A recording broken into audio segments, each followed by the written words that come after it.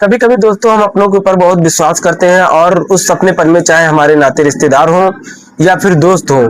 ऐसी ही कहानी एक मध्य प्रदेश से निकल कर आ रही है दोस्तों। नमस्कार, कहानी की यात्रा चैनल में आप सभी लोगों का स्वागत है।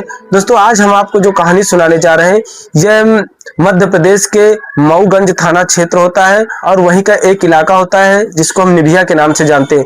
यहाँ पर दोस्तों जो मऊगंज थाना क्षेत्र होता है, यहाँ पर एक लड़की होती है जो स्कूल के लिए अपने घर से निकलती है, यानी कक्षा 8 की छात्रा होती है और प्री एग्जाम देने के लिए अपने घर से निकलती है।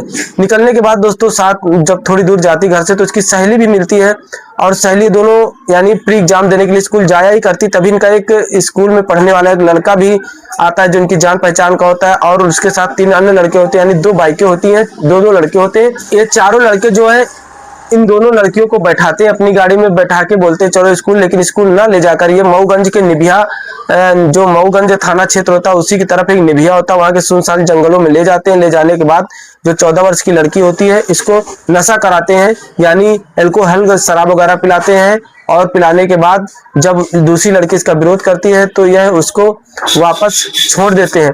और छोड़ने के बाद जो है जो दूसरी लड़की यानी जिसको लोग शराब पिला देते हैं, जो 14 वर्ष की होती है, वो भी नाबालिग लड़की होती है, जब वो बेहोशी हालत में पहुंच जाती है तो ये चारों बारी बारी से उस लड़की के साथ रेप करते हैं। और रेप करने के बाद जब लड़की को इनको लगता है कि होश में नहीं आएगी तो ये उसको उसी अवस्था में छोड़कर वहां से फरार हो जाते हैं।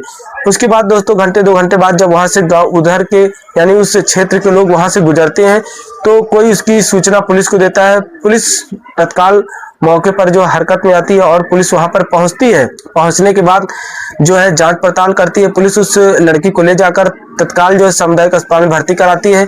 वहां उसका जो है इलाज होता है, जिसमें डॉक्टरों को पता चलता है कि इस लड़की ने अल्कोहल पिया हुआ है। उसके बाद जो है तब पुलिस उसके बयान नहीं ले पाती क्योंकि वो लड़की होश में नहीं होती। उसके बाद उसकी मां को पता चलता है तो थाने में छेड़छाड़ का मुकदमा दर्ज कराती है। लेकिन दोस्तों दूसरे दिन जब लड़की होश में आती है तो जब वह अपनी मां के साथ थाने में जाती है, सारी आप बीती पुलिस को बताती है और बताने के बाद पुलिस हरकत में आती है। तत्काल पुलिस उन लड़कों पर पास्को एक्ट जैसी धाराएं लगाती है और SC ST की भी धारा लगाती है। उसके बाद उन चारों को जेल भेज देती है और आगे की जांच पड़ताल पुलिस की तरफ से अभी जारी है। आज की कहानी में बस इतना ही दोस्तों, धन्यवाद।